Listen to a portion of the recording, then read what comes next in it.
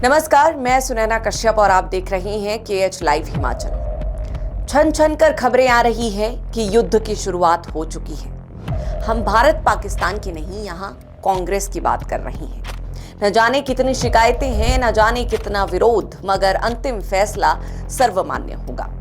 कार्यकारिणी से ज्यादा अब चर्चे प्रदेश अध्यक्ष के हैं। बात बिगड़ते बिगड़ते इतनी बिगड़ चुकी है कि अब प्रतिभा सिंह को एक्सटेंशन मिलना नामुमकिन सा लगता है। मगर सवाल फिर वही है कि अगर प्रतिभा नहीं तो कौन?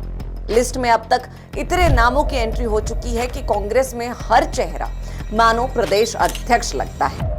अब समीकरणों का ये ऊंट किस ओर करवट लेगा, सब इसी दुविधा में उलझे हुए हैं। हमने पहले भी कहा था और अब भी कह रहे हैं कि अध्यक्ष का रास्ता जातीय समीकरणों को साधता हुआ ही गुजरेगा। दिल्ली में अब तक जो बैठक हुई उनमें प्रदेश अध्यक्ष को लेकर ये बात सामने आई है कि क्षेत्रीय समीकरणों के साथ जातीय समीकरणों पर भी फोकस करना जरूरी होगा। इस वक्त मुख्यमंत्री सुखविंदर सिंह सुक्खू राजपूत है, उप मुख्यमंत्री ब्राह्मण है, विधानसभा अध्यक्ष राजपूत है, वर्तमान में पार्टी के अध्यक्ष प्रतिभा सिंह भी राजपूत ही हैं। हालांकि विधानसभा उपाध्यक्ष और मंत्रिमंडल में एक एक सीट अनुसूचित जाति वर्गों को भी दी गई है, लेकिन इसे खुद पार्टी के नेता नाकाफी मान रहे हैं। ऐसे में अब पार्टी की ये सोच सामने आई है कि यदि पार्टी अध्यक्ष बदला जाता है तो उस पर अनुसूचित जाति से संबंधित नेता को अधिमान दिया जाएगा। अब बात जब समीकरणों की आई तो अध्यक्ष पद के लिए विशेष तौर पर 4 नेताओं के नामों पर चर्चा होने लगी। इसमें कांगड़ा जिला से संबंधित मंत्री यादविंदर गोमा का नाम सबसे पहले था, लेकिन एक तो गोमा देरी से मंत्री बने हैं और दूसरा वो कांगड़ा जिला के दूसरे मंत्री हैं। वो कांगड़ा जिला जो सत्ता की राह का रास्ता प्रशस्त करता है। कांगड़ा के अधिमान के लिए पहले भी मंत्री पद को लेकर सियासी हलचल तेज रही है। ऐसे में गोमा इस पद को नहीं छोड़ना चाहते और संभवतः सुक्खू सरकार भी गोमा को अध्यक्ष पद से दूर ही रखेगी। लिस्ट में दूसरा नाम सुरेश कुमार का है, जो कि हमीरपुर जिला से ताल्लुक रखते हैं। क्योंकि हमीरपुर से ही मुख्यमंत्री भी हैं, तो जाहिर है कि पार्टी अध्यक्ष वहां से नहीं हो सकता।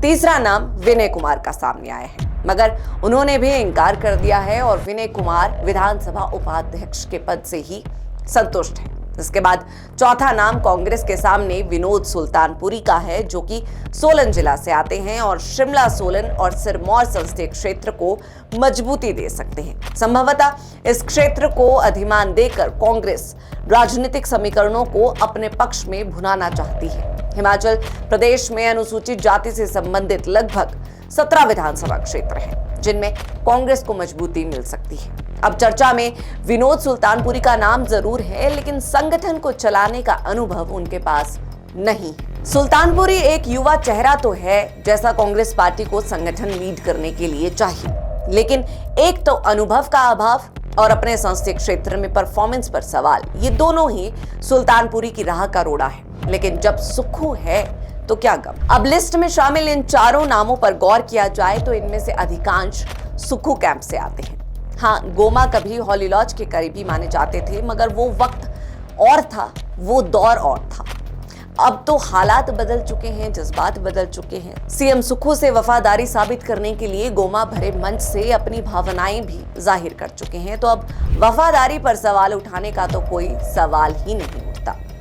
भौरंच से सुरेश कुमार भी सुक्खू के करीबी हैं। विनय कुमार सीएम से ज्यादा डिप्टी सीएम से लगाव रखते हैं, तो सुल्तानपुरी सीएम सुक्खू के ही गुट के माने जाते हैं। सियासी माहिरों की माने तो 2022 में सुल्तानपुरी को टिकट दिलाने में भी सीएम सुक्खू का ही आशीर्वाद था। अब अगर आलाकमान जातीय समीकरणों को आधार बनाकर अध्यक्ष पद की कमान इन्हीं नेताओं में से किसी एक को देता है, तो यकीन मानिए इस बार बदलाव सिर्फ अध्यक्ष पद का नहीं, बल्कि सत्ता और संगठन में बरकरार रिवाज का भी होगा। अब तक कांग्रेस में एकजुटता बनाने और गुटबाजी को थामने के लिए सत्ता और संगठन की कमान अलग अलग खेमों के पास रही है। यानी अब अगर इन्हीं चेहरों में से किसी एक को भी मौका मिला तो फिर हिमाचल में सत्ता भी सुक्खू और संगठन भी सुक्खू। कांग्रेस की प्रदेश प्रभारी रजनी पाटिल ने पहले भी मुख्यमंत्री सुखविंदर सिंह सुक्खू को सभी जिलों के संभावित अध्यक्षों की लिस्ट के साथ दिल्ली बुलाया था। चर्चा थी कि जिला अध्यक्षों के नाम पर हाईकमान ने सीएम सुक्खू पर विश्वास जताया है। दूसरी तरफ राहुल गांधी ये पहले ही स्पष्ट कर चुके हैं कि पार्टी की सारी शक्तियां दिल्ली में केंद्रित रखने के बजाय जिला अध्यक्षों पर शक्तियों का वितरण हो। यानी कांग्रेस जिला अध्यक्षों को पावरफुल बनाने के लिए हाईकमान ने कई बड़े फैसले लिए हैं। टिकट वितरण में जिला अध्यक्षों की रायशुमारी के लिए अब उन्हें सीईसी बैठक में शामिल करने की बात भी कही गई है। साथ ही जिला दफ्तर और पार्टी गतिविधियों के संचालन के लिए उन्हें आर्थिक मदद देने पर भी विचार हो रहा है। यानी कांग्रेस संगठन को फिर से खड़ा करने की कवायद के तहत हाईकमान अब फिर से जिला अध्यक्षों को पावर देने में जुट गए हैं। अब तक के हालातों में ये माना जा रहा है कि जिला अध्यक्षों के नाम की लिस्ट में सीएम सुक्खू की ही चलने वाली है।